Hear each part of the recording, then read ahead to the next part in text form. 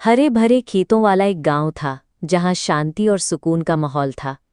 गांव के छोर पर बुजुर्ग किसान रामलाल का घर था। उनके पास दो प्यारे पशु थे, एक सफेद रंग की गाय जिसका नाम था गौरी और एक मजबूत मेहनती बैल जिसका नाम था भीमा। गौरी और भीमा बचपन से साथ थे।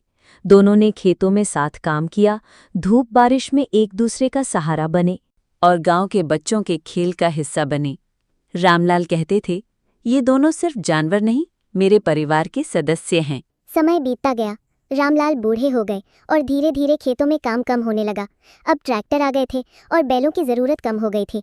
लेकिन रामलाल ने कभी गौरी और भीमा को बेचा नहीं, क्योंकि उनके लिए ये सिर्फ मेहनत करने वाले जानवर नहीं बल्कि साथी थे। एक ठंडी सर्द रात थी। गांव में पहली बार इतनी तेज ठंड पड़ी। भीमा बूढ़ा हो चुका था और उसके पैरों में पहले से कमजोरी थी।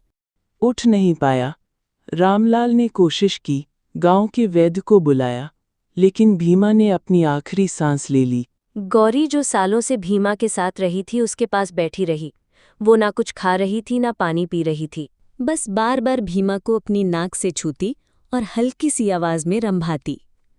गांव वाले हैरान थे, क्योंकि गौरी कई दिन तक भीमा की जगह पर ही खड़ी रही। तीसरे दिन सुबह रामलाल गौरी को चराने के लिए बाहर ले जाने लगे, लेकिन कुछ ही कदम चलने के बाद गौरी भी वहीं बैठ गई और बिना आवाज किए अपनी आंखें बंद कर ली, मानो वो भीमा के पीछे पीछे जाने का इंतजार कर रही हो।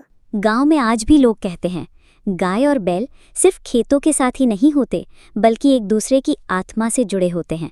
उस दिन के बाद रामलाल के घर के सामने गौरी और भीमा के नाम का एक छोटा सा पत्थर रखा गया, ताकि आने जाने वाले याद रखें कि सच्चा साथ आखिरी सांस तक निभाया जाता है, चाहे इंसान हो या जानवर।